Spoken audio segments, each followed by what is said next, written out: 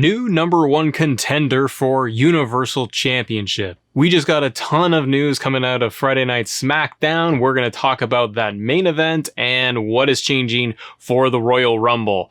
We're going to start that episode right now.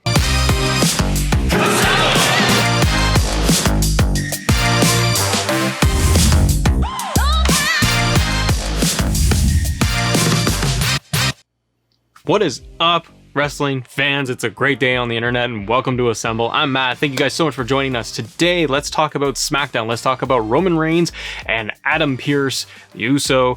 We got Paul Heyman in the mix, and we have a new number one contender that is going to step in.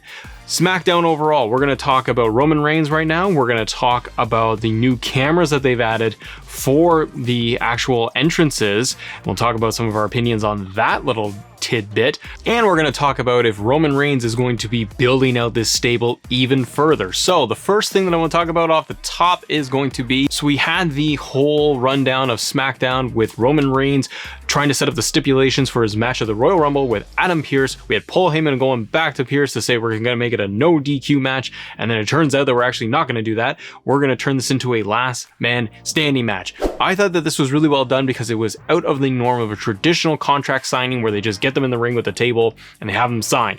We got there in the main event, but I like that we got this whole story throughout the show. This is what, again, I've been really enjoying about SmackDown every week, is that we get Roman in the beginning, who's killing it, and we get a story thread and a narrative throughout the entire episode, and it just makes it enjoyable for 2 hours instead of a slog like Raw is most of the time. So what was really cool, guys, is that we went from a no DQ match. Roman rejects the idea that Heyman put together of a no DQ match at the Rumble with Pearce. Then he changes it to a last man standing match. So later in the evening, we get Adam Pearce and Paul Heyman, and we get Roman Reigns in the ring. They're signing the contract, the new one, for the last man standing match. Pearce goes ahead and signs the contract. Roman signs the contract. And as Pearce leaves the ring, he is actually letting Roman know that he's glad that he did it, and Roman's a little bit confused, and as Pearce gets up the ramp, he starts grabbing his leg like he's tweaked his knee about an old injury, and then as he's getting the microphone, this was, by the way, the biggest problem of the whole night, and then the unfortunate part of the segment, which was the microphones just kept cutting out on Adam Pearce, so you couldn't hear him half the time to make his point, which was pretty important because it was going to set the stage for the next moment.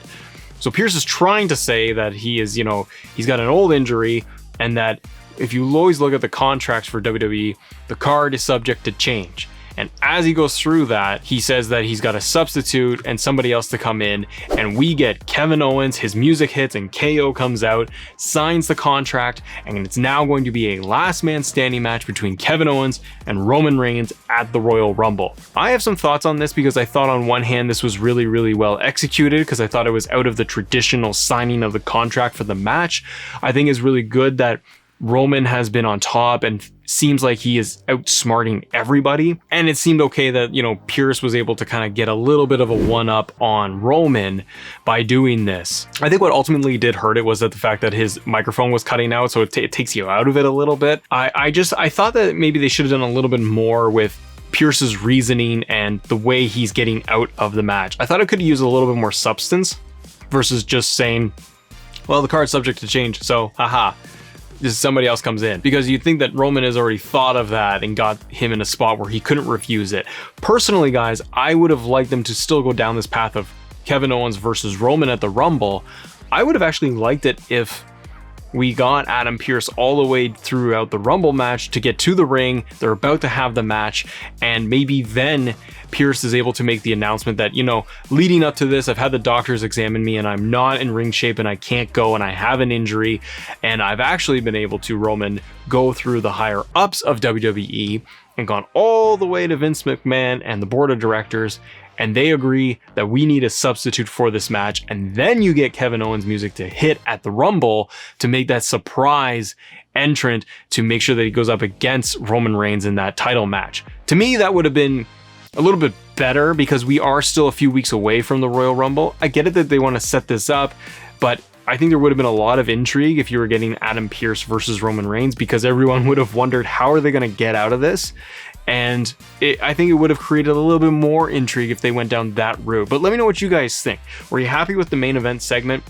I thought it was played off pretty well, that they did it this way for the contract signing. It worked for me. What also was working for me, that was a big surprise, was the actual new camera that they're using. Because SmackDown is on Fox, they're using the new NFL cameras, the 8K cameras, and I put 8K in quotes because I don't necessarily, from what I'm reading online, it's not necessarily an 8K camera. It's like a really good Sony lens that they're using with the whole kit, which is great news because they're actually changing things up a little bit through Fox. So what really is cool with this, a little bit of a change, is that you're getting it like they do with the NFL games on SmackDown now. You're getting that bokeh effect, that blurry background when they're doing their entrances. I really like this because it first hit me when Uso came down, and I noticed that it just kind of felt a little bit different, and then I picked up on what was going on. Same with Apollo Crews when he did his entrance. I thought it made him look huge. It made him look like a star. And Roman's entrance at the end with Uso and Heyman, I thought, again, that camera work, it really helps the show. So I'm really excited that WWE is doing this. It gives it more of a sports feel to it, and it changes up the production. It's a small tweak, but again, those small changes can do a lot. I really hope that, because they're probably just trying to test this out for one night, they're going to see how it actually works and how they can integrate it more.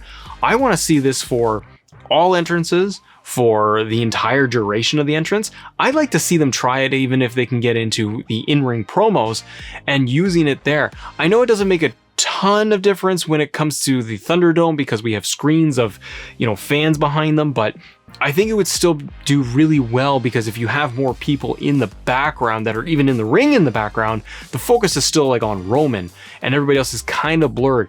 It centralizes your focus and it grabs your attention, and that's the main thing here, is that the entrances grab my attention versus just being something that is just kind of happening. It made you more engaged, and that's what I really liked about this. So I'm happy with the update of the camera. I hope that they actually can implement this further, and fingers crossed, maybe they can use it in the live action of the actual match to give it more of a personalized feel and just to change up the production, because I think that you're not going to change matches, and match quality is really high. But if they can change production in any way, that would be a home run. Now, last thing that might actually be a home run, we've been talking about Roman Reigns tonight. One thing that might have turned out to be really cool and really well done is, could we see Roman Reigns' stable actually expand? Because we had a segment backstage where Apollo Crews was sitting down with Roman Reigns and it looked like Roman was giving Apollo some advice. This is really cool because we had a Talking Smack episode last week where Apollo Crews was having a one-on-one with Paul Heyman. They put it up online, obviously, to see it, and I really liked it because it was Heyman talking to Apollo about the things he needs to do to make him a credible champion, to beat Big E for the IC title and go down that path, to be more aggressive and get more serious and all this stuff. And I thought Heyman's promo with Apollo was really cool. It got Apollo really fired up, and they're continuing that small storyline where Apollo is sitting in Roman's room and it looks like Roman's giving him some advice because Apollo's listening in very intently and wants to know what to do. I think this is really cool.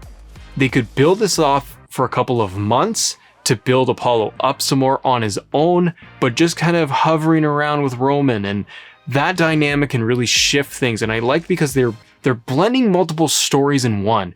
You're getting Roman dealing with Adam Pearce and the contract while you're kind of bringing in this tidbit of Apollo. So you have both elements, and that creates good and interesting story where you're going, why is this guy here? Plus we're trying to deal with his main storyline.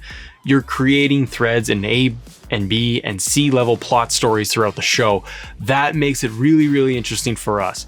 Did you guys enjoy that? Would you like to see Apollo Crews join up with Roman's whole stable and expand this thing? Do you think that's a good fit, and where do you think that they're going to go with it? What did you guys think of SmackDown overall? I'd love to know. Leave your comments below so I can respond to them. Join the Assemble community. Consider giving it a like and subscribe to the show if you can. Guys, thank you so much for joining us. We'll be right back on Monday for our Raw recap and going in depth there. Thank you guys as always for joining us, and as always, thank you for assembling with us. See ya.